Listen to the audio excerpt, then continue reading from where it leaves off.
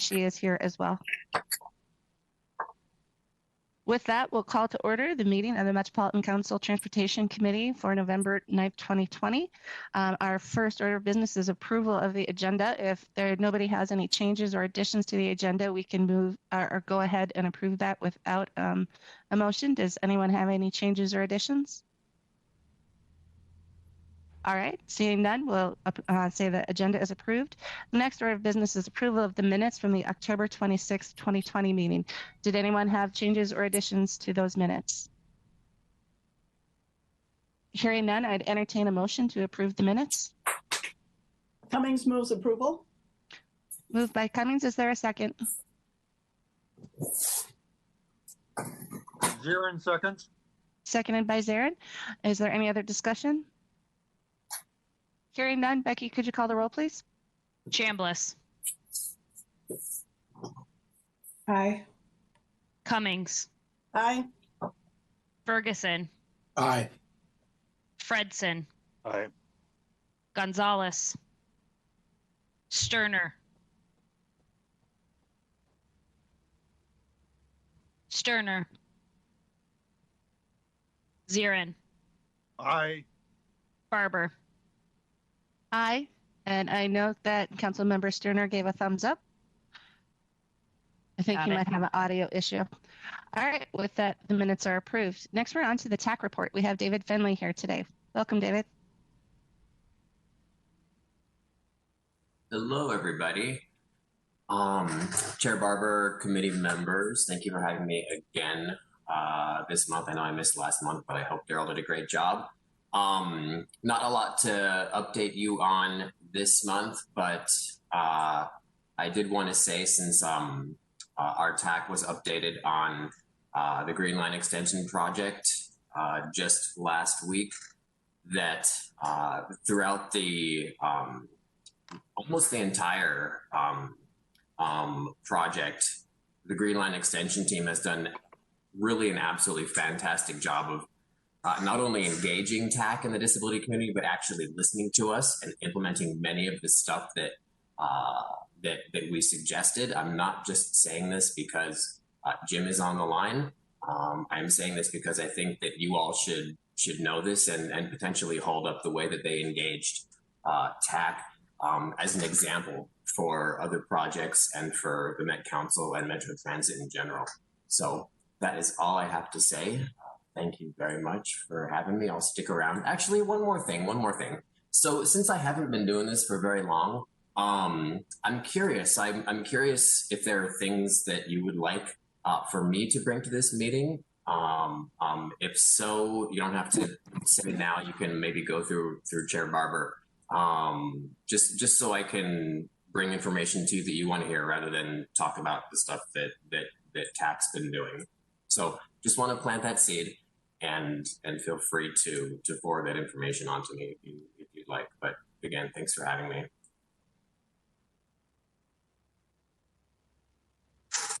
Thank you, David. Councilmember Cummings. Thank you, Chair. Mr. Finley, thank you so much for the reports that you do make.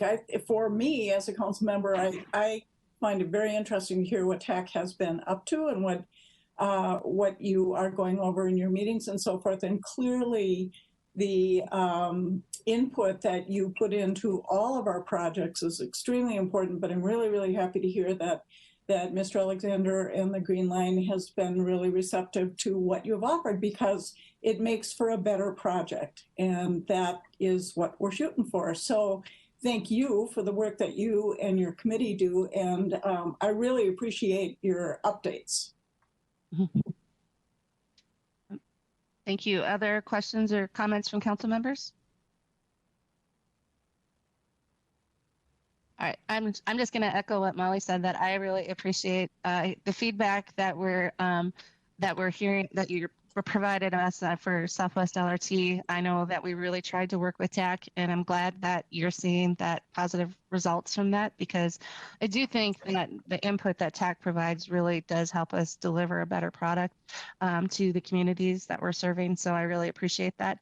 I think that, I really am happy we've started having TAC report at Transportation Committee. So I think it provides us some good insight. because we don't always get to attend those meetings, especially in our current environment. So it's really helpful.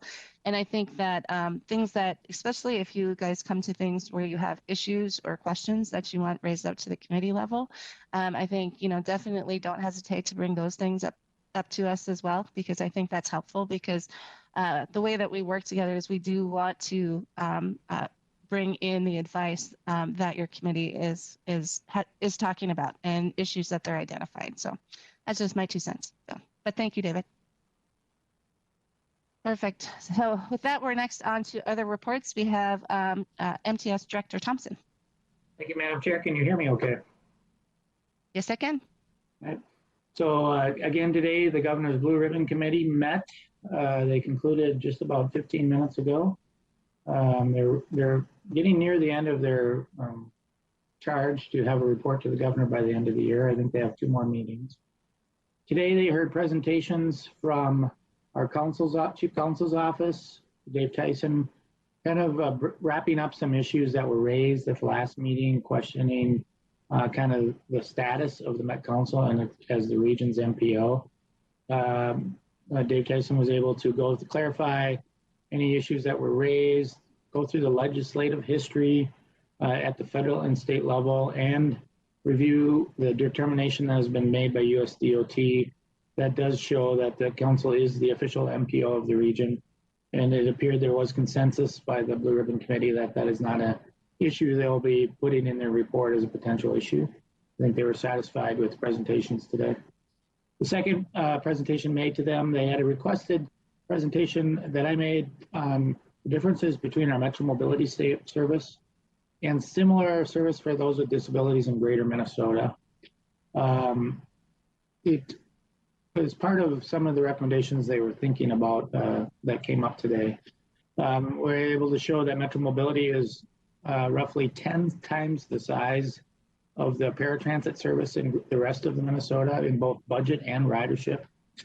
And we also have significant differences in how we operate. And a lot of this is because of state law dictating where our service area, how we deliver the service, and which communities are part of it. That really sets aside the differences between us and in Greater Minnesota, which is governed almost always by federal laws for disability services. So I think that was a presentation that is going to lead to maybe a recommendation or 2 about Metro Mobility. And then the bulk of the meeting was about each of the committee's members was given 3 minutes to kind of give a status check of where they are in terms of the main questions the committee has been asked. So they went around the room and gave their opinion on a variety of topics that's been charged with. I think there'll be so for the next time, we'll draft those up and they'll start to really refine what the committee is going to recommend. But they discussed, there didn't seem to be any support for having elected members on the council. There was quite a bit of discussion about staggered terms and some discussions about the transit governance. And so that'll be, the next meeting will really be around trying to further refine what their recommendations will be. So that committee continues on, and we continue as the council to support their request for that. And the last update I have is a COVID update, is which we've been providing. For the last 2 cycles, I've told you how the good news was we hadn't had any positive tests among our contracted transit employees, but last week we did have 4 positives among our drivers. Not surprising, continuing the trends that are occurring in Minnesota. We knew it would catch up with our contracted community too. We have redoubled our efforts working with the contractors and employees to really reinforce the message about what we need to do to keep a safe workplace, but also to reinforce the fact that we are providing the testing for them at no charge for the employees to get COVID tests, and that's strongly encouraging the use of that if they have any contact or symptoms. And so just redoubling our efforts with our contracting communities in light of trends that are occurring in Minnesota. With that, Madam Chair, concludes my remarks. I'm happy to take any questions. All right, questions from council members. Madam Chair, could I ask a question? Of course, Councilmember Zarin. Councilmember Zarin here. I just want to go over a little review, if you will, of what we do when we find an employee has tested positive for COVID. I apologize for not having my video on here. I'm getting a lot of buffering. I hope my audio is coming through okay. I can hear you well. Yeah. Okay, thank you. Yeah, I'm presuming that we're still doing contact tracing and asking people to get tested even if they're not showing any symptoms. But I just would like to hear how that's been going and an update on that. Thank you.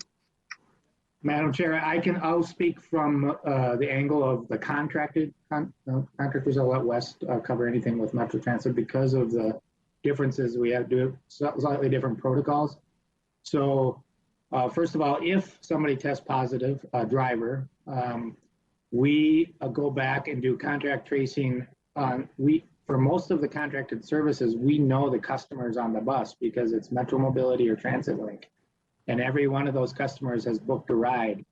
So we can do contract tracing to the individual on those routes based on when the driver last drove the bus. And we're following CDC and Minnesota Health guidelines about how far back we need to review the videos and then how close in proximity any customer was. So that's an advantage that we have in the Metro Mobility and Transit Link because we know every customer that's on the bus. We're able to trace it to the customer level and then notify the customers if we've deemed that they've met the threshold for close contact. We do notify them directly so that they become aware and can also get tested. And then for our contractors, we have protocols in place following those guidelines about they're all having temperature checks when they arrive on site. They're all being going through safety protocols about what symptoms are, what to do if they feel they have any symptoms. We have all the testing set up so they know where they can go get tests at any time, and then they're asked to isolate. And then we do not do the contract tracing ourselves for employees, but that is what the Minnesota Department of Health would do through their contract tracing. But those notification of positive tests and who they are being submitted to the Department of Health for contract tracing. So we have pretty good, strong protocols, and the advantage of the fact that we do know who our customers are for most of our contracted services that are not fixed route services. And then we have a lot of protocols around cleaning, which I think we've mentioned before, that are based on the recommendations, but we are cleaning Metro Mobility and Transit Link between customer trips and trying to do and have a lot of protocols around minimizing close proximity of anybody on a bus. So that's in general the overview, but we've had those protocols in place for a while now. It's just now I think we're expecting more positives because of what's happening in the community spread at this point. Does that answer your questions on that?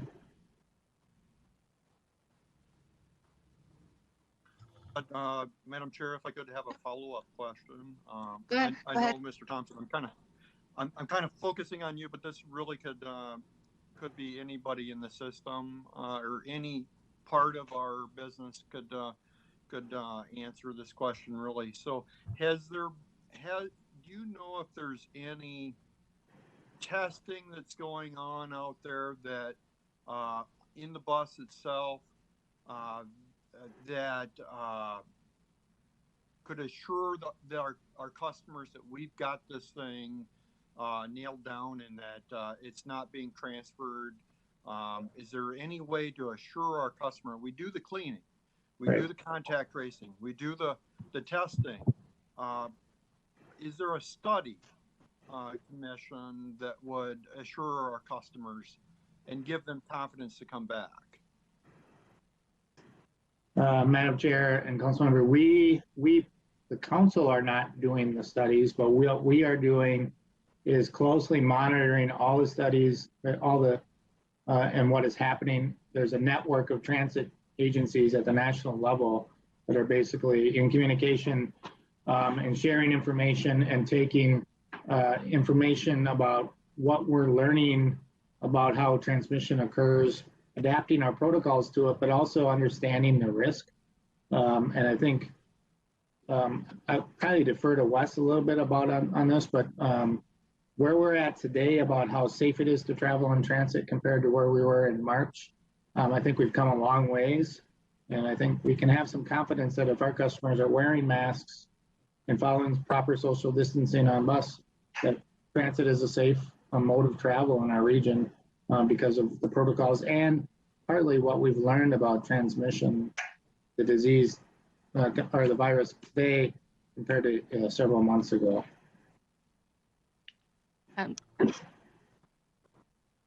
General Manager Chrysler, did you mind to make a comment? I Sure. said you go off mute.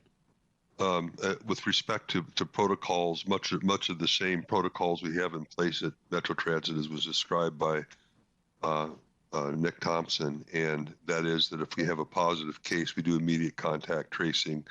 For those that have had contacts that meet the criteria of health department guidance and CDC guidance, they're asked to quarantine for that period of time.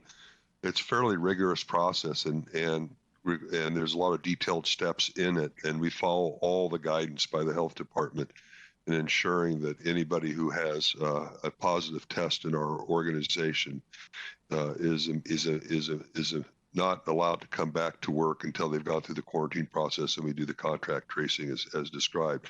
With respect to assuring customers that our buses are safe, I think there's been studies out that have suggested that there's no evidence that there's widespread that COVID is spread on transit facilities. But I need to also honestly say we have had CDC guidance lately that have talked about approaching transit as a public space, of a shared public space, and administering all the required guidance in those spaces. Of course, we do with our social distancing. Of course, we do with the added buses, but there's also becoming a greater emphasis on the use of masks, which I'll be addressing later in my remarks. So I don't want to say that we can guarantee our customers that riding transit is safe in terms of risk of pandemic. That's why our message is still out to use transit as necessary, but not use transit as a choice if there's other choices available. That is still our message. And we're going to be, I don't like delivering that message, but we're going to be as cautious as possible. We, of course, also have the bus cleaning and disinfecting protocols. We have separation of our drivers from customers with barriers. And as I've mentioned, the other social distancing and flooding areas with more buses than are necessary to help social distancing along.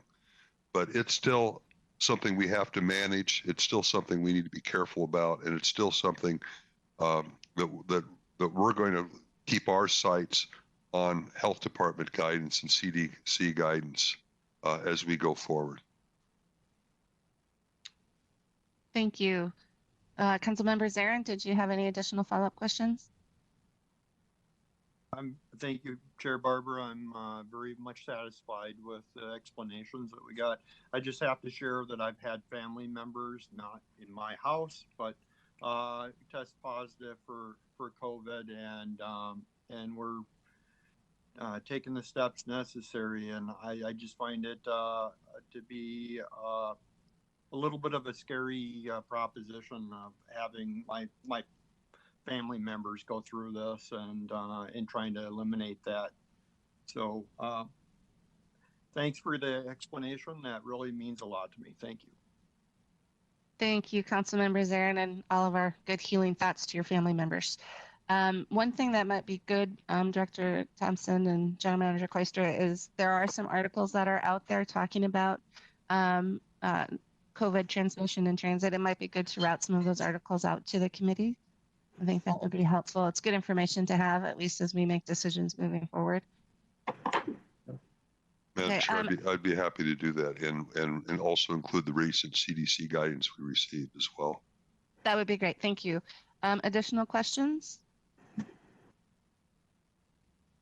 If not, I've got one for you, Nick, so you talked about the Blue Ribbon Committee that they were talking about changes to Metro Mobility. Did you talk at all about that? I mean, how are their conversations aligning with the outcomes of the Metro Mobility Task Force that was done? I think a lot of them are around, Madam Chair, two things. Number one, since this is a required service that the state should consider funding this on a forecasted budget and not requiring that we come back to the legislature every 2 years to supplement that budget. And I think that's something that we've talked about at council for a while, and the task force talked about funding a lot. And so that was one of them. There was no discussion about, well, there was some questions that we didn't get to that we're going to come back to next week, asking about the state service boundaries for Metro Mobility versus federally mandated, and asking how much money do the state requirements add to the budget of Metro Mobility. I think the question's around, well, what if it was just federally required? What would the size of it be? But they weren't questioning the value of Metro Mobility in the state area. And then there were some questions about whether the areas outside of the transit taxing district should be kind of contributing in some way to the funding of Metro Mobility. And those are all questions I do believe the task force talked about. There was nothing really, no questions around service, same day. A lot of the recommendations of the task force around providing same day transit that we're now implementing, or things like that. It was more around the budget, and also trying to highlight that maybe, especially compared to Greater Minnesota, maybe the funding of it should be looked at differently. Like Department of Human Services should have a role in this forecasting, thinking about it in that role. I think they were kind of thoughts around that might become recommendations. And I don't believe the task force got into that level of source of funding as much. So it could be very complementary. I don't think there's anything contradictory to what the Metro Mobility Task Force raised. Great. All right. Thank you. All right. Anything else from council members before we go on? All right. We're going to switch over to General Manager Koistra. Thank you, Madam Chair. I'm going to start with Metro Transit's COVID update. We've had a total of 166 employees tested positive for COVID from the start of the pandemic through yesterday. I know that I've seen 2 or 3 new cases come in today. October was our highest month with 53 cases. Before October, August was our highest month with 27 cases. Since our last Transportation Committee meeting on October 26th, and this is data through yesterday, we've had 19 cases. That overlaps, as you can see, a little bit. That's not additive to the October numbers. It overlaps by about 5 days. But still, we've had 19 cases. This pretty much aligns with what we're seeing in our region and in our state. It may even be a little behind that, given the number of positive cases we're seeing everywhere right now. If you're interested in this by location, the 19 cases were, 1 was at Big Lake, 4 were at East Metro Garage, 1 at Green Line, 3 at Haywood Garage, 2 in Haywood offices, 1 at the police department, 1 at the Nicollet Garage, 2 in the overhaul base, 2 at Reuters, 1 in South, and 1 in Transfer Road. And I mention all those because, as you can see, they're fairly spread out across our system. I will say that we've had a number of cases at the East Metro Garage in the maintenance and area, and we have been addressing that with contacts with the health department and protocols. And I've been told that those have tailed off in recent days. So we were having concerns at the East Metro Garage. Moving on, I mentioned that I'd be speaking with about mask compliance. We are going to be doing much more with respect to communicating and enforcing mask compliance on our buses and in our facilities. It is really important right now, given the number of cases that are out there. We began encouraging customers to wear facial coverings in April, and we started requiring facial coverings in May. And of course, now as we see all the new COVID cases, we want to make sure that we're basing all our decisions and actions on the latest public health guidance. I mentioned earlier that the Centers for Disease Control and Prevention strongly advises that riders and employees wear masks on public transportation settings. Again, I'll send that guidance out to you with other information that we have. And while most riders and employees are complying, I think I mentioned that to this group before, when we did a survey on buses, we were looking at about 87% compliance. Recently, the police department has been looking at video on light rail and have determined approximately 60% compliance on light rail. If you think about where we're at right now, that's not good enough. And it's time, and we think it's really important that we start renewing our communication, freshening up our communication, and creating a greater presence with respect to communicating our expectation to our riders and to our employees. So we're taking additional steps to remind everyone that masks must be worn inside public indoor spaces, including our work sites, buses, and trains. In addition to refreshing messages on vehicles and at busy boarding areas, transit police will spend time on bus and rail routes, thanking those wearing masks and providing education and masks for those who don't have them. We want to start off with education. We want to start out with reinforcing good behavior. But if we have people who repeatedly disregard the state's mask requirement, they may be asked to leave the train or bus. I think this is important. If you think about the ramifications of spreading the pandemic and what that does to health and what that does to well-being of people, this is as important as any other safety issue, or more important than many safety issues that we have to manage on a day-to-day basis on our trains and our buses. Inside our workplaces, managers and supervisors are going to be asked to also communicate more and remind and require staff to wear masks. Compliance is really important. That's the message we're hearing from everywhere, and this is our effort to double down on those issues. And then finally, provide an update on ridership. Overall, our system ridership for the week of October 26th and November 1 was down 66% compared to pre-pandemic ridership levels. Bus ridership is down 65%. Blue ridership is down 69%. Green ridership is down 65%. North Star ridership is down 95%. Those are very similar figures to what I've reported here in the past. It's just not changing much. A little improvement on light rail, pretty steady on bus. North Star ridership has been down around 95, 96% for some time now. So that's the end of my report. Madam Chair, I'll take any questions or comments. You're on mute, I believe. Sorry. Yeah, thank you. Thank you, General Manager. David, did you have a question? Yes, Madam Chair, committee members. Is there any consideration yet to start requiring all riders to wear masks? I know that right now you have a policy where if an individual says that they can't because of a medical condition or a disability, that they don't have to wear a mask. And as far as I know, that's technically not a right under the ADA. I think public health comes before people's disability rights do. So I'm just curious if you all have considered that. Madam Chair and Mr. Finley, I think that's a really good question. That is our policy now, that mask compliance is required by all those who can wear masks, and we have made exceptions for those that are in the exception list of the governor's emergency orders. I'll take that question back to our incident command structure about where we should go with that.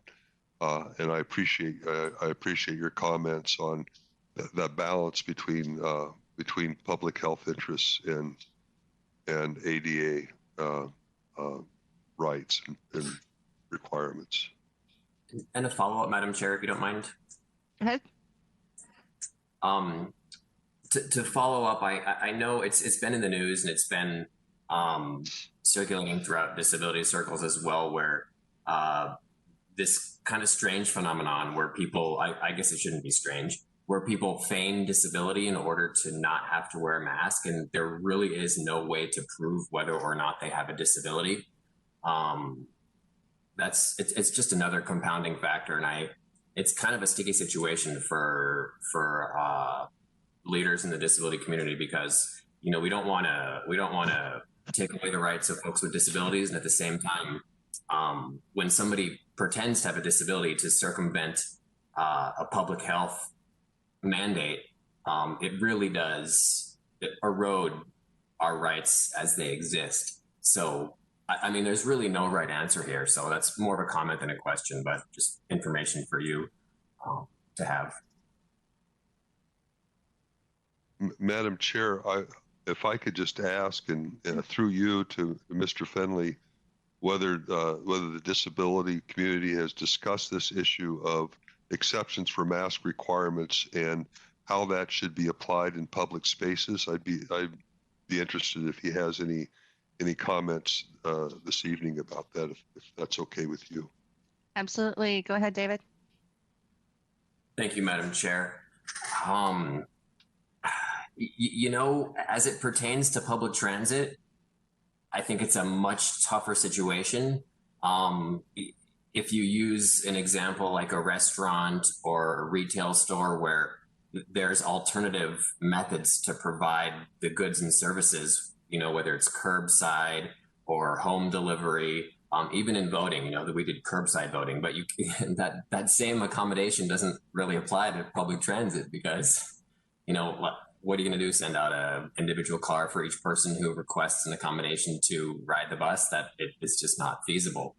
So I don't have a good answer to your question. I can look into what has, if any, research or discussions have happened around public transit, but as it pertains to almost everything else, it really is, the business can and should demand that people wear masks. It's pretty much as simple as that. We don't want somebody who has a disability and is also asymptomatic tromping around spreading COVID. It's as simple as that. It's their disability rights end when the health of other people start to be impacted. But it's a whole different ballgame on public transit. So I apologize for not answering your question in a very long way. Thank you. Yeah, no, thank you. That's really good information. And David, if you do come across anything, let us know, and you can either reach out to me or to General Manager Quistra. All right, other questions from council members?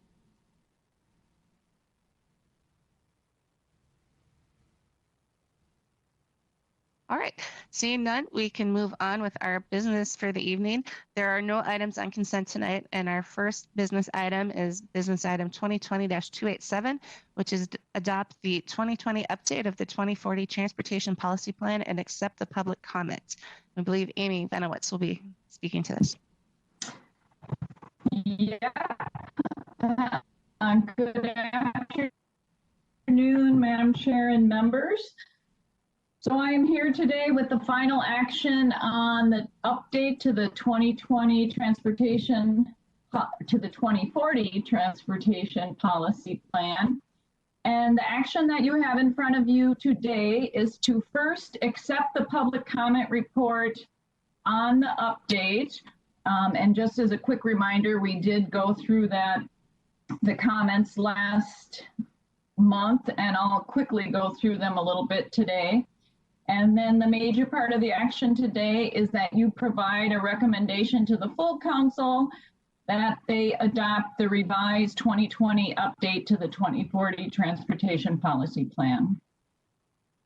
So with that, I have a very short PowerPoint today. Is my audio coming through clear? Otherwise, I will turn my video off. It is now. It was a little stuttery when it started, so I'll let you know if that comes back, but right now you're coming through. Okay, I'm gonna turn my video off till the end of the presentation just to help it a bit. Greg, if you could go to the next slide. So just as a quick reminder, we had a public comment period that began early this summer and have been going through that process, going through the comments, our responses to the public comments received, revising the update to the TPP, and then we are here today to get your recommendation and then the full council in 2 weeks. Next slide, please. As I said, we did have a very extensive outreach and engagement this summer. Unfortunately, as you all are aware, it was also during COVID and online focused with our partners. Even though it was online, we received a large number of comments and over 215 commenters. Next slide, please. Last month, we did go over this. We identified 3 key themes as part of our comment process shown here. And then we received a number of additional comments, primarily related to transit safety, investments in transit, bus fleet electrification. And we did a number of changes, both for the large comments, the large themes, and also the smaller comments. Next slide, please. So some of the bigger changes that are reflected in the revised update that is before you today. And I should note that we have a summary of the proposed changes by page number and by chapter, and that is linked within the business item. So if you do want to see the listing of all the changes that we've made, you can go specifically to that document. But some of the bigger changes that we made, we added text to the overview and to the highway, or just to the overview that was part of the finance chapter, talking about the fact that much of our regional transportation spending is inflexible between modes primarily. We added text to both the overview and the highway chapter, clarifying that travel demand management, otherwise known as TDM, and land use solutions are really the first priority for solving roadway congestion or mobility issues. And that text is kind of scattered throughout the document now. We added a new regional TDM study to be completed in 2021 and 2022 that will look and prioritize actions related to TDM that can help us deal with congestion on our system. We added text to the overview, kind of recognizing the success of teleworking, which is a TDM strategy during the COVID event in reducing highway congestion. And I might add, part of that success, even though our travel is coming back, part of that success and another TDM strategy is spreading travel throughout the day and having less defined peak hours, which helps to reduce highway congestion. We added a new study titled Equity Evaluation of Regional Transportation Investments that we hope to complete in 2021 and 2022, and have talked with you about that study and also the possibility of using some of the council funding that is available for equity to help us complete that study. We have also been in conversation with MnDOT to see their interest in partnering on that study. And then, as I said, we have many smaller changes that we made in response to the comments that are scattered throughout the document and that you can specifically see in the summary of the proposed changes document. Next slide, please. As a reminder, this is not things that have changed due to the public comment, but we, throughout our process of the update, have emphasized that the most important change that we were making to the TPP really was in our work program chapter. The work program chapter enumerates the studies and policy focus that we're going to have over the next 4 years prior to the adoption of the next TPP, and also to the update of Thrive 2040. So some of the other work program items that are in the TPP update: accelerating electric vehicle adoption, looking at scenario planning on how to reduce greenhouse gas emissions and developing a tool for use by our partner cities and counties, re-looking at, as I talked about previously, at how we address congestion, and our TDM study will be part of re-looking at that philosophy. Studies related to microtransit and shared mobility. We are developing a mobility hub planning guide, updating our regional bikeways transportation network guidelines and how we add corridors to that system, and then also a look at industrial land throughout the region. So those are our primary studies over the next 3 to 4 years, along with our ongoing work in the planning process and with TAB. And with that, I would be happy to answer any questions about the update to the TPP, and then ask that you make a recommendation. All right, any questions from council members?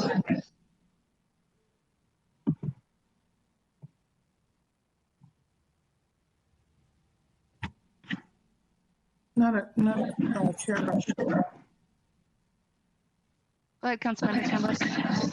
Yeah, not questions. I'm really glad that we have such a. Is that my background noise? Am I making background noise? I'll mute. Okay. I'm glad that we have such a comprehensive transportation plan, and that we have these ongoing studies so we can continuously improve how we provide transportation services. And, you know, I'm just looking forward to seeing the results of those studies, and especially towards more equitable transportation throughout the region.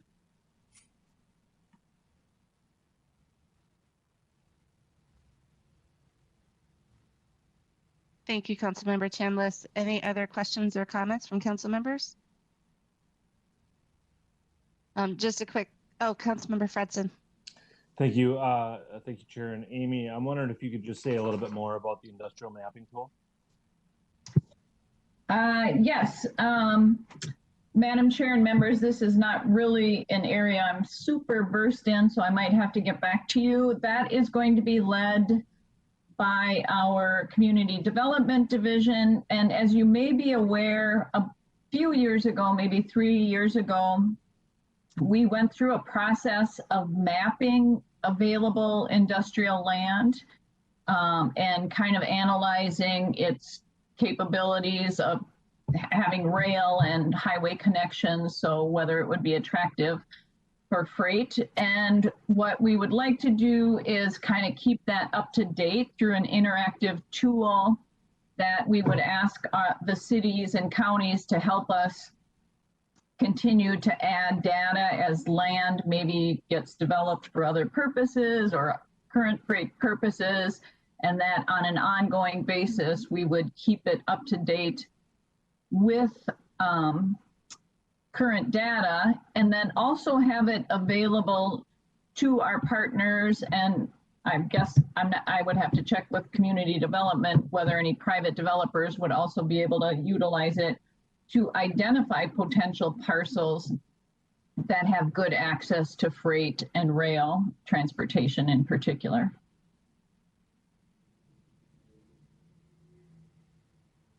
Thank you. Thank you. Any other questions or comments?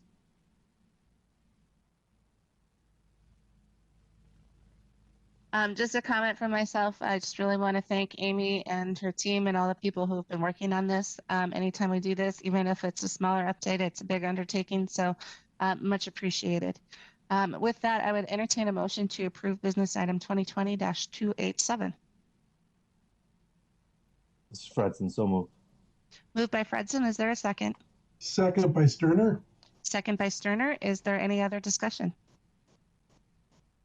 Seeing none, Becky, could you call the roll? Chambliss, Aye. Cummings, Aye. Ferguson, Aye. Fredson, Aye. Gonzalez, Sterner, Aye. Zirin, Aye. Barber. Aye. With that, motion carries. Thank you. We're on to our next business item, which is 2020-277, Southwest LRT Civil Construction Change Order. And I believe Jim Alexander is presenting. Yes, Madam Chair, this is Jim Alexander. Can you hear me okay? Yes, I can. All right, well, thank you. I'm Jim Alexander, Project Director for the Southwest LRT.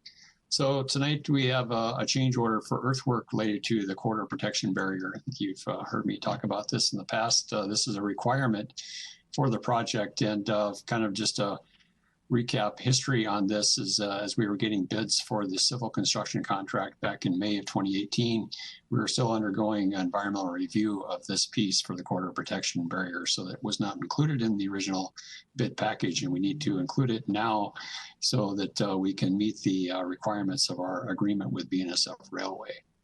So this earthwork is really a precursor to another change order that we're currently in negotiations with the contractor on for the corridor protection barrier itself. And we need to get this work underway to help cut some time in the overall construction of the corridor protection barrier. And there's a lot of pieces that go involved in this. Essentially, it's corridor protection barrier is about a little over a mile long, and there's a lot of pieces to this. But essentially, we're having the contractor build some access roads for hauling. There's also access roads along the about 600 drilled shafts that the contractor will have to do eventually, and we also have to establish and maintain an access road for BNSF Railway as they undertake their rail activities through this area. Structural backfill excavation. There's infiltration systems associated with this work as well.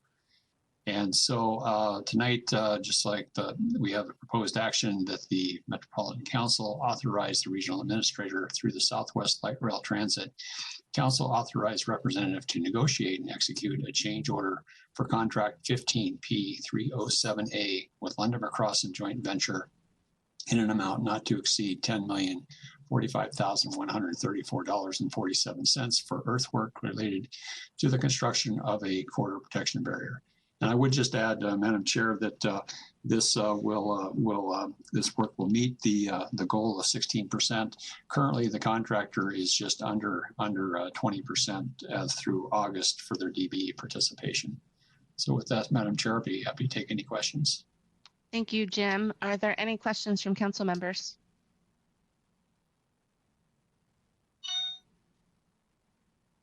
All right, seeing none, I'd entertain a motion to approve business item 2020-277. Cummings moves approval. It's moved by Cummings. Is there a second? Zirin seconds. Seconded by Zarin. Is there any other discussion? Hearing none. Becky, could you call the roll? Chambliss, Aye. Cummings, Aye. Ferguson, Aye. Fredson, Aye. Gonzalez, Sterner, Aye. Zirin, Aye. Barber. Aye. With that, the motion carries. Thank you, Jim. Next, we're on to business item 2020-290, Transit Master Sole Source Equipment and Software Maintenance and Support Services. We have Teresa Nisler. Good afternoon, Chair Barber and council members. Thank you for providing time on your agenda today. My name is Teresa Nisler, Assistant Director of IS Finance and Budget, and I'm here with Gary Nyberg, Manager of Transit Control. And we're here to present business item number 2020-290, the Transit Master Sole Source Equipment and Software Maintenance and Support Services 20P218. Metro Transit has been utilizing the Transit Master system since 2002. The current system maintenance support contract, which was extended by Council on May 13th, 2020, due to the impact of COVID-19, is now set to expire on December 31st, 2020. The contract extension has allowed sufficient time for staff to prepare for an ongoing 5-year agreement. This application ensures control, safety, and accurate, efficient FTA compliant reporting with real-time interaction between our fleet and our transit control center. From a Thrive perspective, the Transit Support Services Agreement is needed to continue the critical transportation services this software provides across the region, and it supports the Thrive outcomes of stewardship and sustainability. Now, which brings me to the proposed action that the Metropolitan Council authorizes the regional administrator to award negotiation and execution of sole source contract with Trapeze Software Group Incorporated, not to exceed $10,341,807 for ongoing support and maintenance services for the Transit Master Transportation System. And I would be happy to answer any questions that you may have at this time. Thank you, Teresa. Are there any questions from council members? Councilmember Chambliss. Thank you. Before COVID-19 pandemic hit, I was a regular rider of the bus throughout the Twin Cities, and real-time services was really important for me, and I know having it for our transit controllers is important as well. Given that we have limited people using our transportation services currently, or a reduction, and does it make sense to have this contract now? Can you speak to Ms. Nitzler, the importance of getting this contract started now, given some of the constraints that we have in our system? Council Chair Barber, Councilmember Chambliss, that's a great question. It is a large dollar amount, but this application is absolutely critical for our day-to-day operations, even with our reduced service. We've used it obviously for a very long time. It is our main source for reporting incidents for our bus fleet, real-time vehicle location, schedule adherence information. It feeds all of our legacy systems for driver and schedule information, for real-time scheduling for customers, as you mentioned, that's so vital. Detour management, it's a vital system on a day-to-day operational level, and which is why we're asking for it to be put forward today. And Gary, I don't know if you want to add at all to that. I know during the pandemic as well, it was absolutely vital to keep our operators up to date and manage the fleet on a minute-by-minute basis. But Gary, go ahead if you would like to add anything to that. Well, I guess the only chair and council member, the only thing I would add to that is so as Teresa was mentioning, so this really is a mission critical system. It's used on a daily basis. It's really important for us to manage our fleet, and it's the Transit Master system is basically kind of the lifeline for the bus operators on the street. So as they perform their duties and picking up people in any situation that happens on the street, so they need to report these incidents to the control center. The control center needs to report to, communicate to them to make sure that they're able to, make a detour or change how, or if they have to have a bus change, the service change, these types of things. So it's really important service the Transit Master provides for the region. Great, thank you. I think those explanations are very helpful. Thank you. Are there additional questions from council members? Seeing none, I'd entertain a motion to approve business item 2020-290. Chambliss approves. Moved by Chambliss. Is there a second? Fredson second. Second by Fredson. Is there any other discussion? Seeing none, Becky, could you call the roll? Chambliss, Aye. Cummings, Aye. Ferguson, Aye. Fredson, Aye. Gonzalez, Sterner, Aye. Zirin, Aye. Barber. Aye. With that, the motion carries. And so thank you, Teresa and Gary. And Teresa staying on with us for the next one for business item 2020-291, UBSense sole source software maintenance and support agreement. Thank you, Chair Barber and council members. This item 2020-291, UBSense sole source software maintenance and support agreement 20P296. Again, is another contract that's coming due December 31st. I'm here today with Richard Paulson, our business systems analyst, to present this business item. Metro Transit has been utilizing the UBSense system since 2010, and the current system maintenance support contract is set to expire, as I said, at the end of the year. The smart space application monitors and provides real-time location data on critical transportation assets and provides opportunities for processes to be visible, controllable, and streamlined. Provides key data on the location of our assets in order to ensure the best possible customer service to our valued clients. It reduces errors and notifies staff if processes or assets are off plan. From a Thrive perspective, it also supports the outcomes of stewardship and sustainability, and is another one of our critical transportation services that we provide on a daily basis. And with that, I would ask for the proposed action that the Metropolitan Council authorize the regional administrator to award a negotiation and execution of sole source contract with UBSense America, LLC, not to exceed $682,285 for ongoing support and maintenance services for the UBSense Smart Space proprietary software platform. At this time, I'd be happy to take any questions that you may have. Thank you. Are there any questions from council members?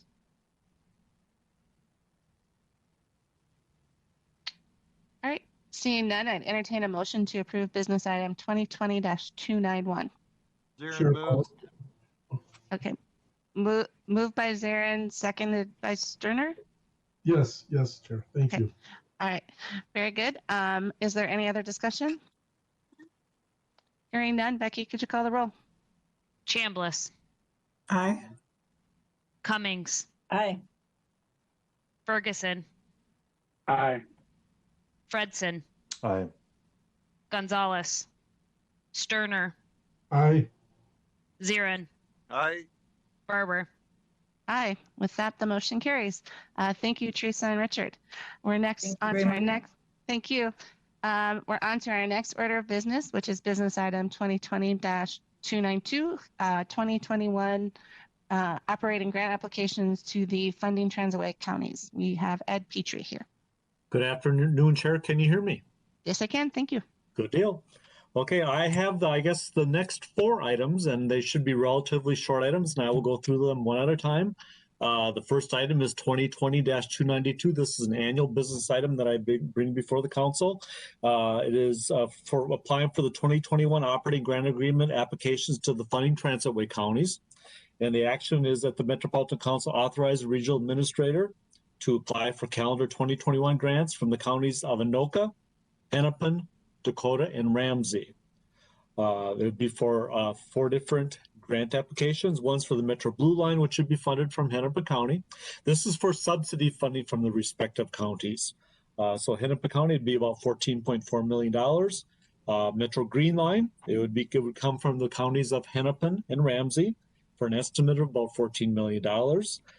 North Star Commuter Rail would come from Anoka and Hennepin County for an estimate of approximately $3.8 million. And for the Metro Orange Line, BRT, funding would come from Hennepin and Dakota for about $250,000. just a little history on this. Historically, this funding was historically coming from CTIB, the County Transit Improvement Board. When CTIB then dissolved, they transferred all the respective funding for these rail lines to the respective counties.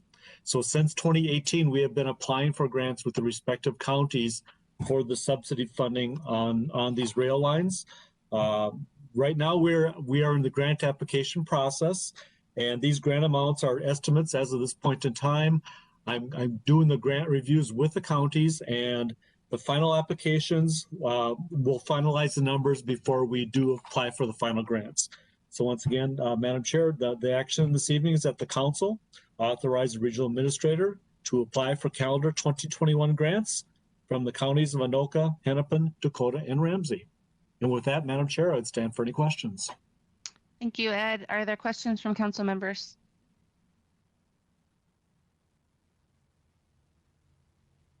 All right, seeing none, I'd entertain a motion to approve business item 2020-292. Fredson would move approval. Moved by Fredson. Is there a second? Zarin, second. Seconded by Zarin. Is there any other discussion? Seeing none, Becky, could you call the roll? Chambliss. Aye. Cummings. Aye. Ferguson. Aye. Fredson. Aye. Gonzalez. Sterner. Aye. Zarin. Aye. Barber. Aye. With that, the motion carries. Next, we're on to business item 2020-294, North Star and Sherburne County 2021 Subordinate Funding Agreement. Thank you, Madam Chair. This item, as the chair stated, is for the North Star and Sherburne County 2021 Subordinate Funding Agreement. This pretty well mirrors the previous business item I have, but this is with Sherburne County. It's that the proposed action is that the Metropolitan Council authorize the regional administrator to negotiate a subordinate funding agreement with Sherburne County Regional Railroad Authority for subsidy funding of North Star commuter rail operations in 2021 for approximately $700,000. And this mirrors the other one. This is for Sherburne County's portion of their subsidy funding of North Star commuter rail operations. And with that, Madam Chair, I would stand for any questions. Thank you. Any questions from council members? All right, then I'd entertain a motion to approve business item number 2020-294. Zarin moves. Moved by Zarin. Is there a second? Fredson, second. Seconded by Fredson. Is there any other discussion? Seeing none, Becky, could you call the roll, please? Chambliss. Aye. Cummings. Aye. Ferguson. Aye. Fredson. Aye. Gonzalez. Sterner. Aye. Zarin. Aye. Barber. Aye. With that, the motion carries. Next one, we're on to business item 2020-304, a joint item for the 2020 budget amendment. It's the November capital budget amendment. Thank you, Chair, committee members.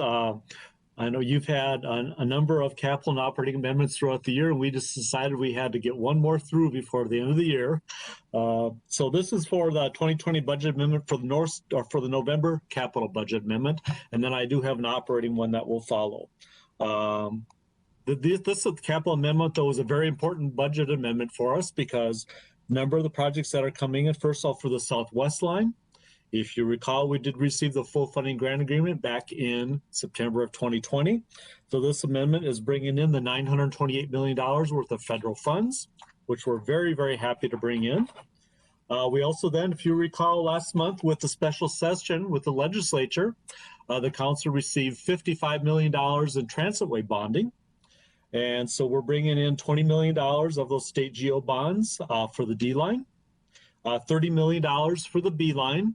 There's $5 million left. We're not sure which one of the lines it's going to go to yet. So right now we're just going to set it aside and put it in a project called Future Line BRT. At which time, as the construction is moving forward, for example, on the D and the B, whichever one of the projects needs additional $5 million, we'll come back to you and then recommend moving it from this placeholder BRT back into one of those lines. The amendment also includes transfer of $2.6 million of federal funds and $468,000 in RTC funds from Metropolitan Transportation Services to Metro Transit, so Metro Transit can purchase 6 40-foot buses for the Red Line. The amendment also includes $290,500 in federal funds to purchase 5 small vehicles for the Southwest line, for Southwest Transit. Those funds are from a competitive 5310 grant, and Southwest will also then provide the local match on these federal funds. And the final item on this business item would be the closing of the MTS ownership of the Red Line assets that have already been purchased and are being depreciated today, and transferring those assets over to Metro Transit. So with that, Chair Committee members, the proposed action is that the Metropolitan Council authorize the 2020 unified budget as indicated in accordance with the attached tables, and transfers ownership of Metro Red Line fixed assets from Metropolitan Transportation Services to Metro Transit. And with that, Madam Chair, Committee members, I would stand for any questions. Thank you. Any questions from council members? All right, seeing none, I'd entertain a motion to approve business item number 2020-304 JT. Chambliss moves approval. Moved by Chambliss. Is there a second? Cummings second. Seconded by Cummings. Is there any other discussion? Hearing none, Becky, could you call the roll, please? Chambliss, Aye. Cummings, Aye. Ferguson, Aye. Fredson, Aye. Gonzalez, Sterner, Aye. Zirin, Aye. Barber. Aye. With that, the motion carries. On to the last one. We've got a 2020, or it's 2020-305 JT, 2020 December operating budget amendment. Thank you, Chair, Committee members. My last one, as the Chair mentioned, it is the 2020 December operating budget amendment. We have just one item on this amendment this evening. This is for the North Star commuter rail. First of all, can you hear me? Yes, we can. Okay, great, thank you. It is for the North Star commuter rail. As you are aware, back in September, we adjusted the North Star service from 72 weekday trips down to 20 weekday trips with no weekend service. So this amendment is adjusting the North Star budget for the last quarter of 2020 for the period of October through December, and it's taking it down approximately $2 million in expenses. It'll then have a reduction in revenues from Hennepin and Anoka County of $1,161,000, and then a reduction in the use of state general funds of $839,000. So once again, Chair, Committee members, this is an adjustment to the North Star budget, reducing it from 72 weekday trips down to 20 weekday trips for last quarter of 2020. With that, Chair and Committee members, I would stand for any questions. Thank you. Are there questions from council members? All right. Hearing none, I'd entertain a motion to approve business item 2020-305 JT. Zirin moves. Sterner seconds.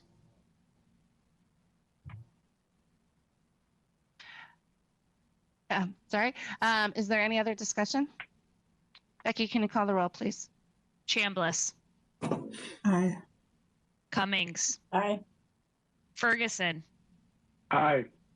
Fredson, Aye. Gonzalez, Sterner, Aye. Zirin,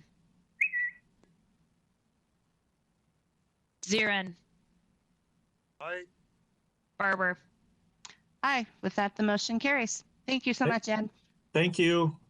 All right. So I would propose then of all of these that the transportation policy plan and the 2 budget amendments would be the ones that would proceed non-consent to council. Everything else can go on the consent agenda unless I hear otherwise. Okay. All right. Very good. So then we're on to your information. So the first one is the Metro Transit technician update. We've got Aaron Koski and Matt Dake here.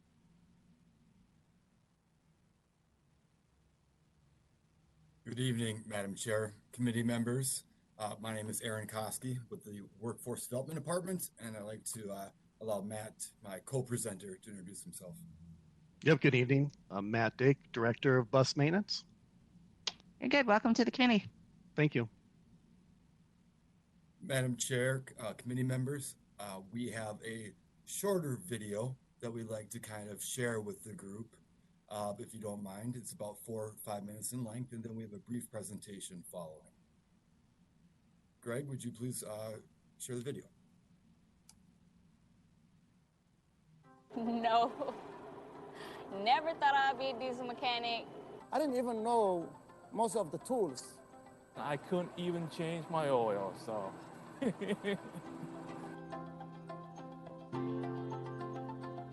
Metro Transit, like many other industries, is preparing for a change in their workforce. Many of the current mechanic technicians are retiring, and Metro Transit wants to be ahead of that by developing their workforce with creative internship programs like the MTT.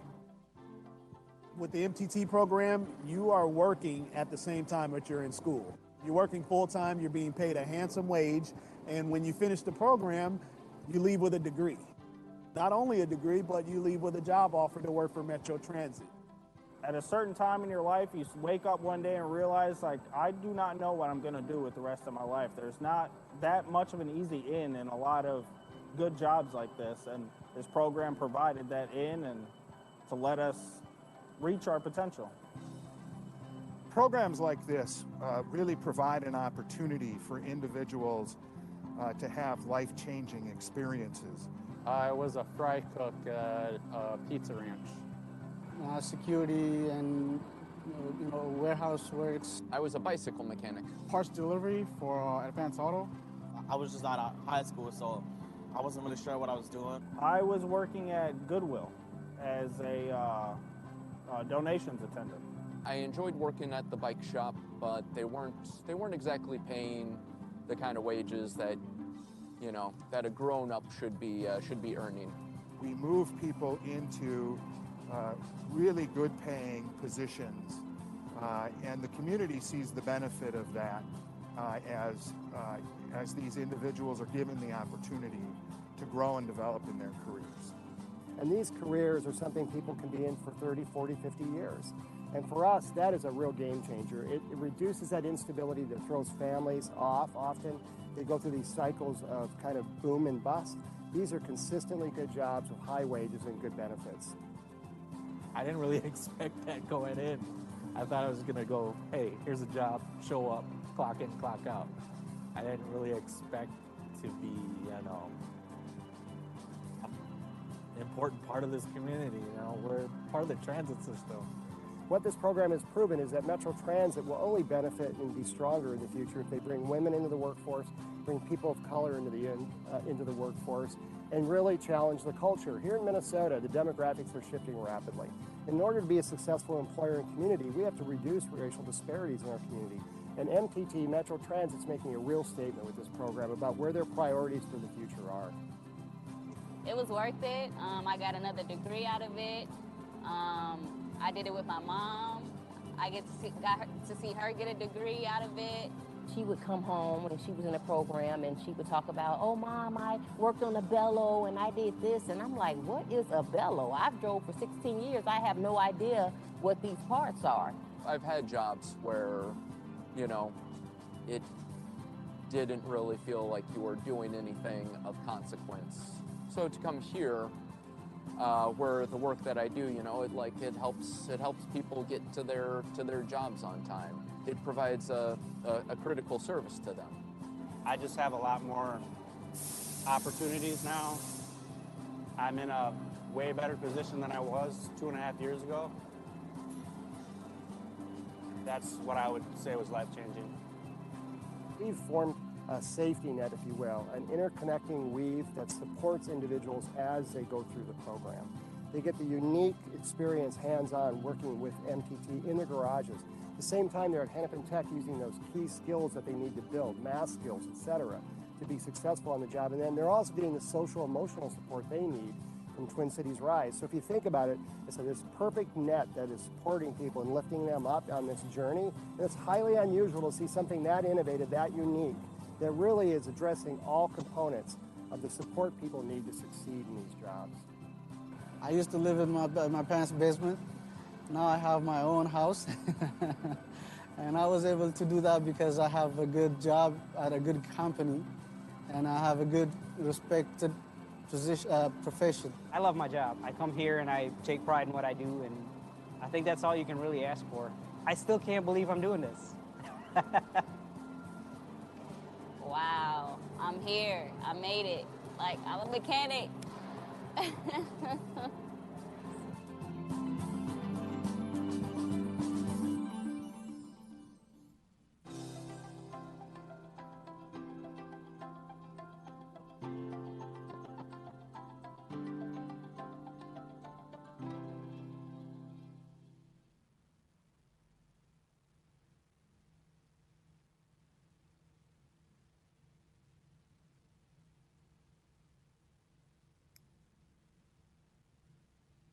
Thank you. And as we start the presentation, I want to congratulate Carol Critchley for developing not only that video, but many other videos that help document the success of this program. So with the last Tuesday's celebration, I get to talk about the MTT program in its past tense, which I've been waiting for 6 years along with me and my team. Next slide, please, Greg. In preparing for today's presentation, we pulled out a 6-year-old slide, and that's the slide within a slide. And this is just to say that what should not be lost was the MTT program was created to solve an acute workforce need, a shortage of bus mechanics in 2014 and probably a decade leading up to that. Identified roughly about 27 positions at that time that were going to be open and unfilled, and talking about just where are you going to get them from because the marketplace was not producing. So we looked at this acute shortage and we decided to take the opportunity to create not only a solution, but an equitable solution. Next slide, please.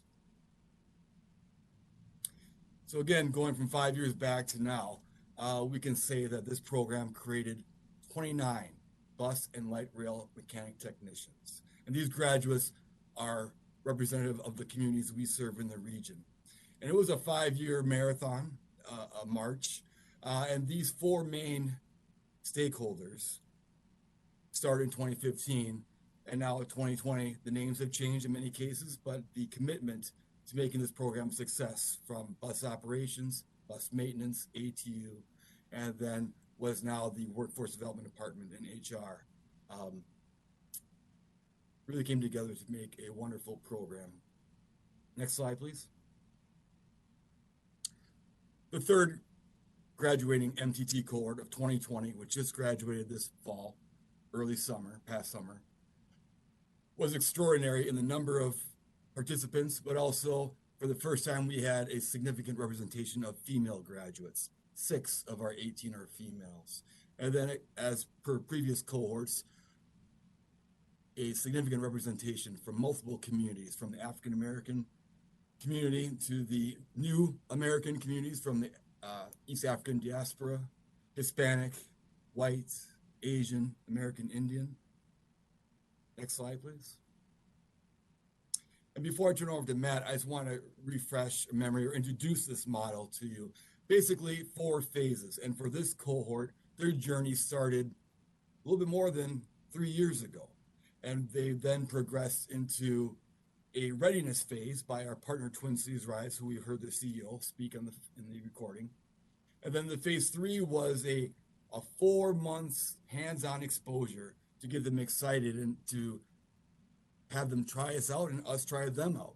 And then the last phase was just completed of 2 years, saw these interns work full-time, 40 hours a week, and go to school full-time and then balance their life. So nothing was given other than an opportunity, but they earned the degree, they earned this position. Next slide. As a third cohort, we had the name behind it to basically flip a switch, and 250 people applied. 37 started off in phase 2, leading up to 18 graduates. A very selective program. We got the best of the best, and we did it the right way.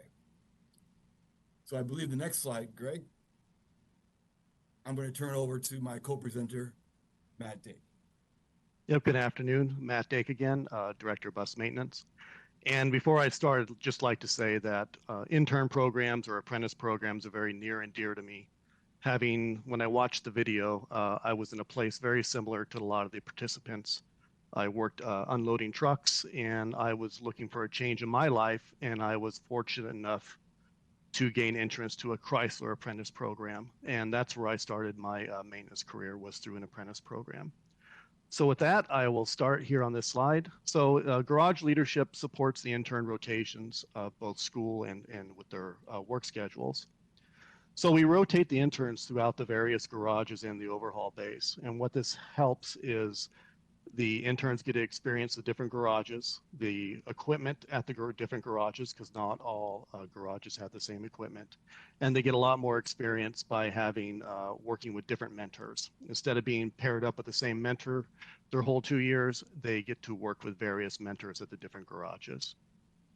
The supervisors facilitate ongoing intern evaluations. So we have the supervisors touch base with the interns on a regular basis, and they receive feedback from the mentors that are working with those interns. And they sit down with the intern and share with them, where their successes are and the areas where they could make some improvements. And then as the workforce development team, myself and others, we also get the feedback, and we look at, where can we make some changes to help the intern that's struggling? Is there a better path we can lead them down? Maybe they need a change of garage. And so we can make adjustments to help them be successful in the program. The technicians to support the preparation of the interns for successful pre-employment testing of 100% pass rate. So the key once again here is communication and feedback. So the interns know where they need to work, what areas they need to work on. And when we identify those areas, the mentors work with them in those areas to help them bring those weaknesses up to where we need them to be. Also, we try what we call an open house this time, and we brought all the interns in, and we discussed the pre-employment test. Now, we didn't give anyone any answers. We didn't show them the test.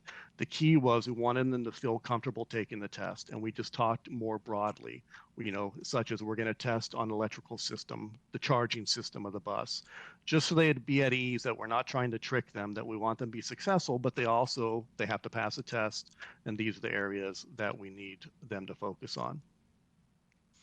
And the garage has met the challenge of balancing intern development and garage performance. Whenever you have a brand new technician, as we saw, some didn't know the names of different tools. It does put a strain on the garage. It does take a lot of time, a lot of work by the mentors and the garage supervisory staff. But as time goes on, they become a key to the success of the garage and helping meet those daily challenges. So there is a little bit of pain in the beginning, if you will, but that's quickly overcome with a whole lot of resource that helps us complete our task each day. Next slide, please. So the mentors, this would not work without mentors. The mentors provided, just about 4,000 hours with the mentees.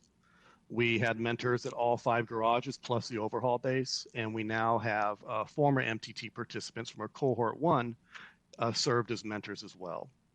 And what I find interesting about mentorship is not only does the mentor, teach them the technical aspect, but they help coach them through being a good employee and how they work through different struggles when you come into a new agency as a brand new employee. They help guide them along.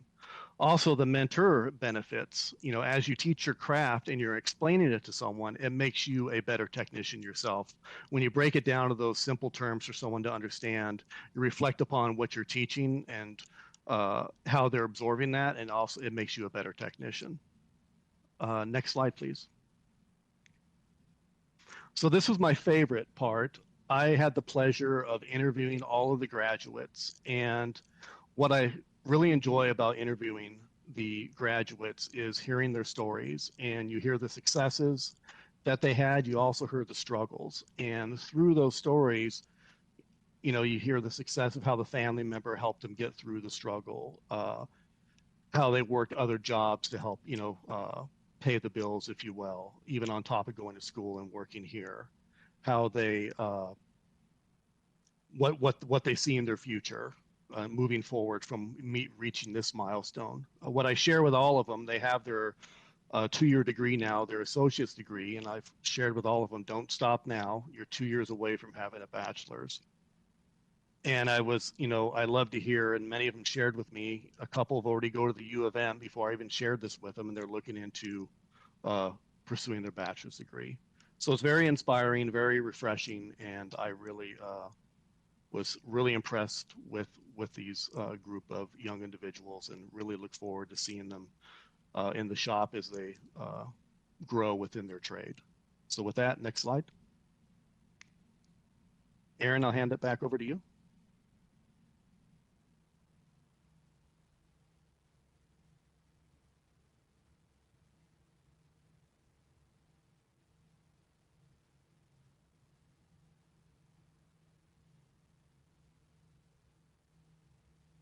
Aaron, we can't hear you if you're on mute.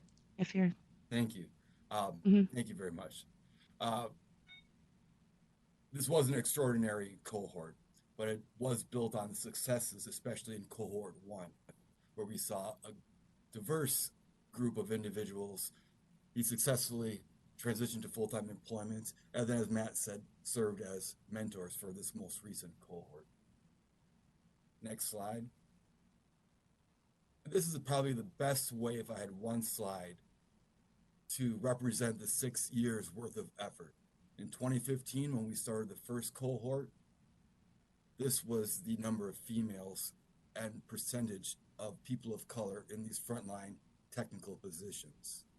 And then with the graduating of this third cohort, we celebrate a 50% increase in people of color in the mechanic technician field, and small sample size, but an incredible increase. That should be like 330% increase in our female cohort. The next slide is going to be, and wait a second, Greg, is the thank you slide, but that doesn't do justice to the book of people, former employees, current employees, who made this possible. I have the best job at the council. My team has the best job at the council, not only because we get to change people's lives for the positive, but because we see the best side of our fellow co-workers here. Almost always, other co-workers, other departments were willing to go the extra mile to make this work. We're an organization that is run precision on timing and by operating procedures, and innovative programs like these require us to get uncomfortable. And I'm really proud to say that almost every single time, our fellow co-workers, our other departments, were all in and did what it took to make this a success for everybody. Next slide. So thank you very much, Madam Chair, committee members. This is many times that I've presented this, and the first and probably the only time I'll get to refer to it in the past. It's been a wonderful journey, and I just want to say thank you again to all involved. And I think Matt and I would be open to any questions if there are any. Thank you, Aaron and Matt. Questions or comments from council members? Councilmember Chambliss. This is such a great presentation to hear. I attended the ceremony and was so inspired by how this program has had a positive impact on the careers and the lives of its participants. I know how much programs like this mean. Me personally, I started out in an internship program with a mentor coming from a family where I was the first person to go to college, with my grandmother and her sister who were maids. And it can have a lifetime impact, programs like this. So I really appreciate everyone who has worked on this program.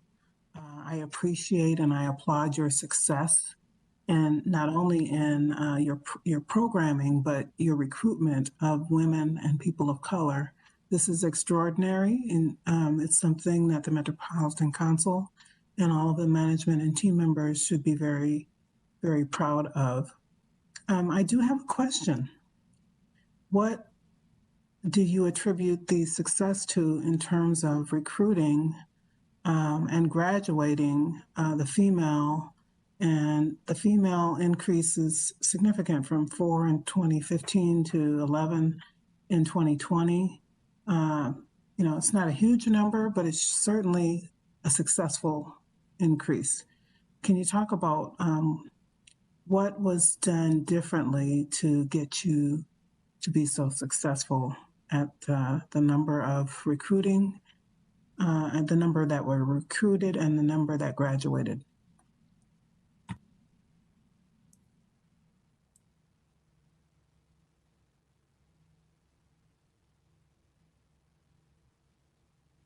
And that can be from either Matt or Aaron. Yeah.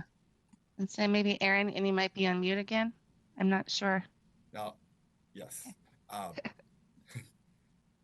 Madam Chair, Committee Member Chambliss, I will start by saying it was commitment from the start to ensure that we had a representative pool of applicants. Originating the Office of Equal Opportunity, that was our charge, and that carried through all 3 cohorts. It was built on trust and partnerships with valued community organizations and our staff themselves, getting out there into the communities and building strong individual relationships and organizational relationships.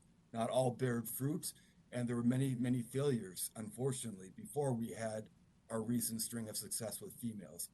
I would say that the leadership at Metro Transit bus maintenance was huge. And I really would like to have Matt answer what he felt was a success, because I believe a large part of the success rests in his world. Yes, thank you, Aaron. Madam Chair, committee members. That's a tough question, and I'll say why it's tough. Because there was nothing that stood out to me that we had to do any different, other than it goes back to what I mentioned when I was speaking earlier, is open communication and honest feedback. And I think that's the key with any program, no matter if it's male, female, black, white, what have you. You need to be honest with them and help them to a path to success. So I don't think we did anything different other than what I outlined, listening and sharing with them where, no matter who the individual is, they can make improvement. And what could we do? And I think that's the key, and maybe something we did a little different this time. What could we do to help them be successful? And look at it from that approach. Instead of looking at it, you have to get, score 80% or you're not a technician. And look at it from what can we do to get you to be at 80%? And I think that's.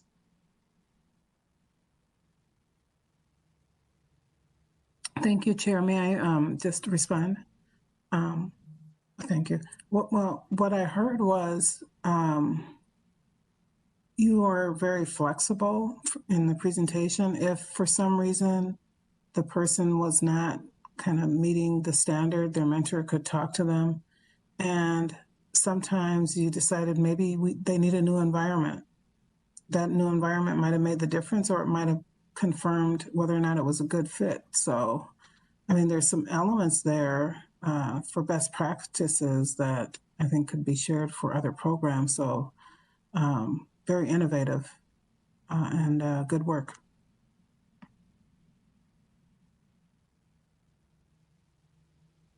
Councilmember Cummings. You're on mute.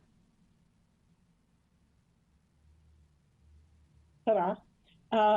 Thank you, Madam Chair. Thank you for this presentation. I too was at the celebration, which was just delightful.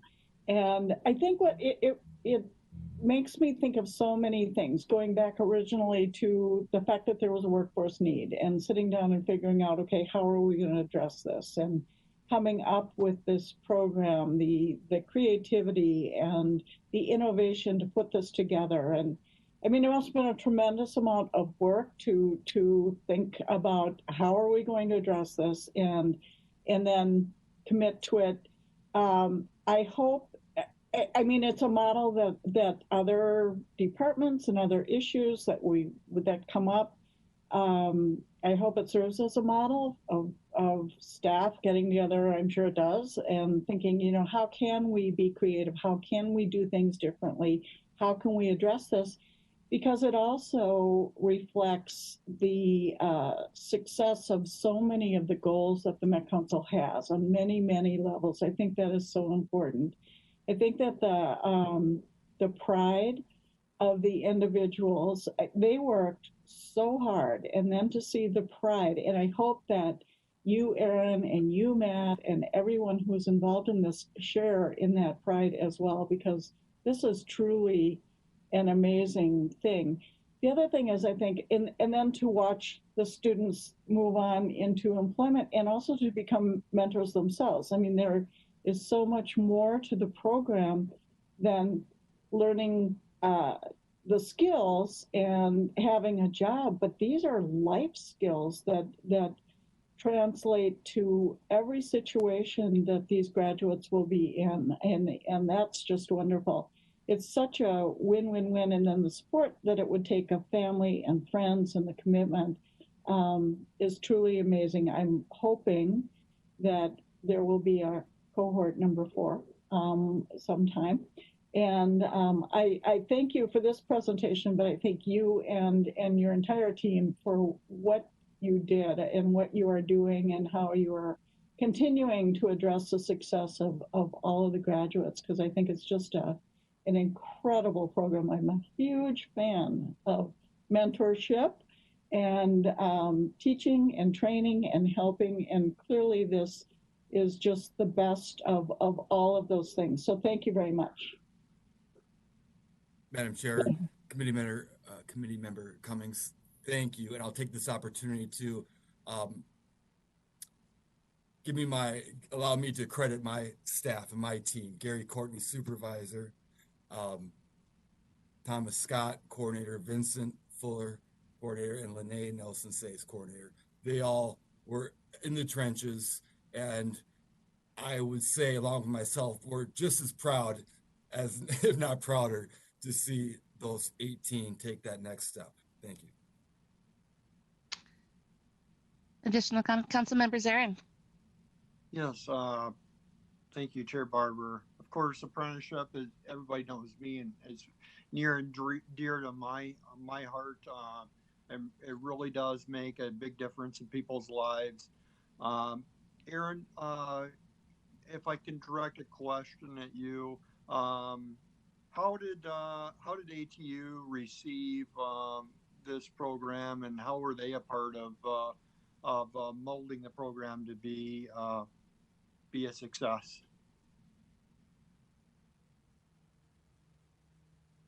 Madam Chair, Committee Member Azirin, ATU was an essential partner, and Matt also will provide from the operational standpoint. But in the creation and development of this program, ATU was at the table. ATU helped craft the language to allow this program to come into place, and as Matt will share, was incalculable the amount of support on an individual level they provided. That really made the difference. Yes, Madam Chair, committee members, I echo what Aaron says. ATU really, through their partnership, made this a success. And when I mentioned, and we talked a little bit about the supervisors doing the evaluations with the mentors' feedback, we sat down with Aaron's team and ATU leadership, and we looked at those evaluations and together as a group. And we problem solved where some of the folks were struggling, of what could we do to help them. So ATU helped us along that way, whether it's moving someone to a different garage, whether it's teaming them up with another mentor, whether it was having them focus on a certain aspect of the bus, more so where they're had a little bit of weakness, whether it's ATU going out and being frank with the employee and telling them, this type of behavior isn't going to get you through the program. So ATU has been and continue, I'm sure, will be good partners. Thank you for that. Madam Chair, committee members, if I could provide one anecdote. One of my favorite memories is back in the first cohort, where we had all the mentors in the room, ATU members, and there was a few participants in the first cohort that we weren't getting through to them. And I remember one senior ATU member kind of just stood up in front of all his peers and said, give that guy to me. Give him to me. Let me take him under my wing. And you could just see the pride, and it was successful. This works great on paper, but it really came to life through the individuals on the shop floor, my staff doing the late calls at night, and really making this thing work. Thank you. All right, additional questions or comments? All right, before I let you go, I'm going to make a couple myself. I got to tell you, I was part of the council when we first started this, and really some of those early conversations at management committee and committees of the whole, all of that, I could not be prouder. I look at that slide 12 where you look at those percent changes, and it just blows my mind. I mean, we could not have or even anticipated, I think, that kind of level of success, and to really provide this program that provides new opportunities for people while we were trying to solve a real-time workforce need, and to accomplish both of those things, and to do it in such a holistic way as all of you have done. I could not be prouder. So thank you so much for all the years of work. And yes, I'm looking forward to cohort 4. So good. All right. Thank you guys. Appreciate it very much. Thank you. And make sure to send out one more time our congratulations to cohort 3. That session there where we got to participate virtually was very, very nice. It was nice to have a little ray of sunshine because I think we all needed it. So thank you for inviting us as well. So, all right. Now we'll move on to 2020 regional solicitation funding discussion. We have Steve Peterson here. Okay, thank you, Madam Chair. Rounding out the end of the meeting, I think that was a tough act to follow here, a good presentation. But did want to touch base with you. We did come 2 months ago to this committee to talk about the regional solicitation. Again, roughly $200 million of federal dollars that are come through the MPO that are given out to regional partners on projects, and we're getting closer to a decision point. And I wanted to again touch base with this group here. Next slide here, Craig, please. So discuss what's happened over the last 2 months, talk about over-programming approaches that have been discussed by the committees. That's essentially, we have $200 million. We're hoping to provide $220 million of grants out to our partners, knowing that some level of funding will be given back as projects fall out of the queue. So you want to have enough to be able to deliver a full slate of 200 projects 4 to 5 years from now. So you need more than the 200 million to get you there. And then again, provide any input to TAB and the technical committees. Next slide here, please. So as you can see from the schedule, 10 days from now, we'll be bringing this action item first to our TAC funding and programming committee. The TAB will approve the slate of projects in December, mid-December, and then we'll come back to the transportation committee to concur with those projects. So again, the transportation committee and the full council won't, they don't have an opportunity to kind of pick one project over the other. We have probably 40 to 60 projects depending on where we land in the scenarios. But you do have an opportunity to either concur with the whole slate of projects or return that back to the Transportation Advisory Board, the TAB, for further consideration. And part of the reason we're meeting with you now, and Chair Barber is a voting member, we do have 11 other members being with citizen reps or modal reps that were selected by the council, is to kind of iron out any details before that decision date, to make sure any council input does get heard loud and clear by our other committees. So next slide, please. Again, this is something that you saw 2 months ago, but it does lay out the different application categories that we do have and the funding scenarios that were put together, trying to allocate the money across these various application categories. Next slide. So what we heard at the October meeting of TAB was we brought them 6 different options for how to allocate the money, funding scenarios. They narrowed those down to 2. And what they wanted further options was how to allocate that extra money, that extra $20 million.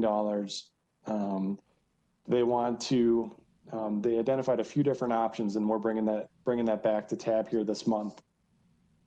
They did note that most years, every county will get at least one project within its county boundary, whether it's from a city or the county itself or some other agency operating within that county border.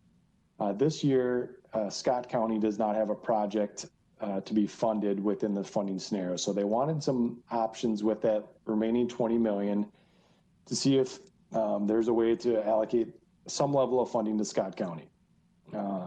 So we also look back at the history and compared that to the percent of the population that Scott County has, which is about 5% of the regional population. And they're getting, since 2014, about 5% of this regional solicitation funding. So over time, there isn't a disadvantage there to Scott County, but the question that we're going to ask of TAB is each cycle, do you think that every county should at least have one project that they can be working on a transportation sense out of this 200 million? Two other options we put together. One was to fund additional low-cost projects as a way to spread the money throughout the region, or lastly, continue the modal splits for how we split the money between roadways, bike ped, and transit. Next slide, please.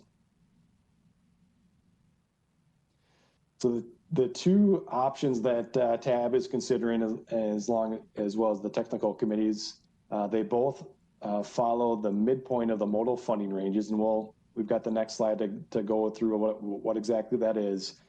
The main difference between the two is, as the name implies, the more projects scenario does fund approximately 10 more projects and focuses on those smaller project categories, whereas the historical process funds bigger project categories. I will say that within both of the options that are left, TAB did approve setting aside $25 million for the future F line. And with the decision coming back to TAB in the April timeframe, but in both scenarios, $25 million of this money was set aside for ABRT. Next slide, please.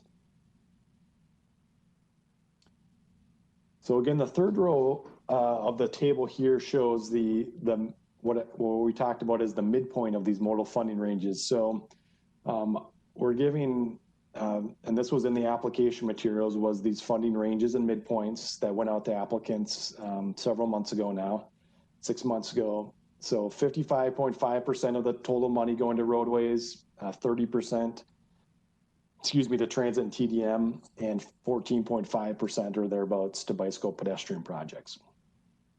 Next slide, please.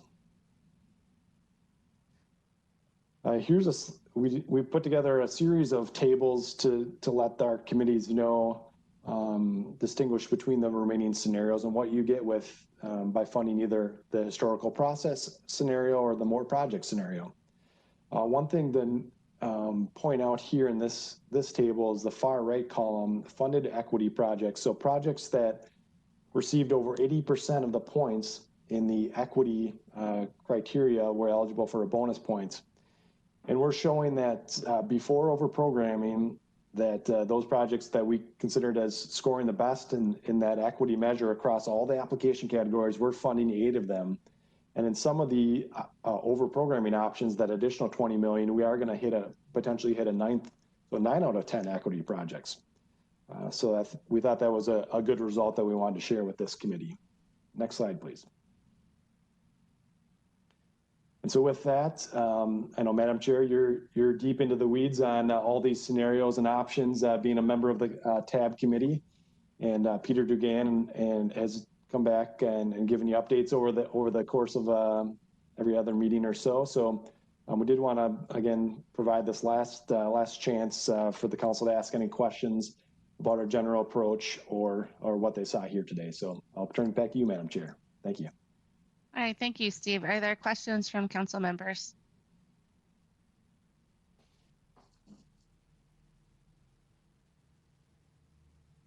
Okay. I do have one. Okay, Councilmember Chambliss.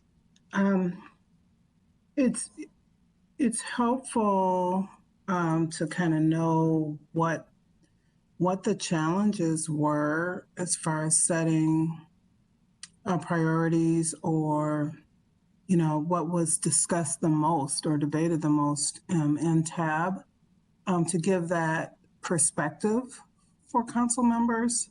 Is there any feedback that you can provide about how tab members felt in terms of anything? I mean, even the funded equity projects, with 8 out of 10 meeting the requirements, and the potential for 9 of 10 doing well. So can you provide that kind of perspective, or what may have changed over time? Yeah, thank you, Madam Chair and Member Chambliss. So we've spent a lot of time explaining the tables, and we did attach all the specific projects that would be funded. Didn't go through that in detail. That's probably an hour presentation there, but some of the main topics we heard at the last tab meeting, at this point, they're looking closely at geographic balance. So where are the projects located throughout the region? We heard a lot about the roadway projects and the fact that they're supplying, I would say, really strong multimodal elements. So a lot of the roadway projects are putting trails, sidewalks, pedestrian underpasses, et cetera, on those projects. So that was noted at the meeting.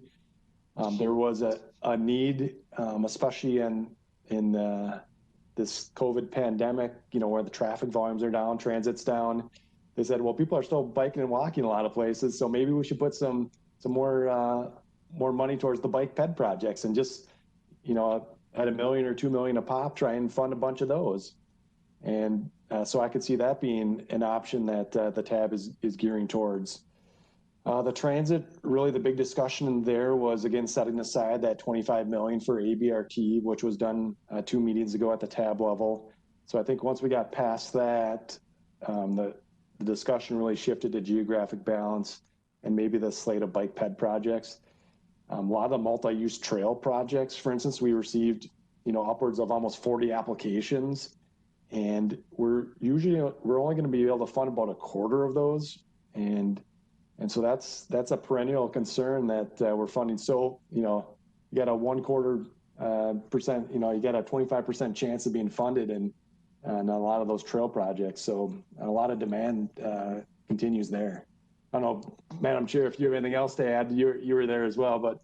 Yeah, I would say there was definitely a lot of discussion. I think Steve captured it pretty well. I think there was a lot of thought put towards. We had done a big work group prior to the solicitation to really outline priorities and really trying to get aligned back with those priorities to make sure we sort of stayed in that framework, which is why you see that historical one was, there were 5 options we were choosing from that we narrowed it to the 2.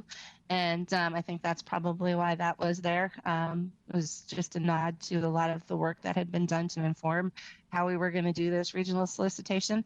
I fully expect it will be a lively tab meeting in a couple of weeks as we kind of go back through some of these things to try and settle on a pathway. But, do look at the, like Steve said, if you're going to dig into all the attachments, it takes more than 15 minutes. And so, if you've got questions when you dig into it, this is the first time this group of council members is voting on regional solicitation projects. And so it takes a bit to kind of figure out how we navigate through this process. So don't hesitate to reach out to me or Steve or Nick, and we'll happily have a discussion about the process. But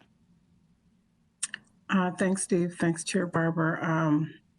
I myself just went and bought a bunch of winter gear so I can get out in the trails during the winter time.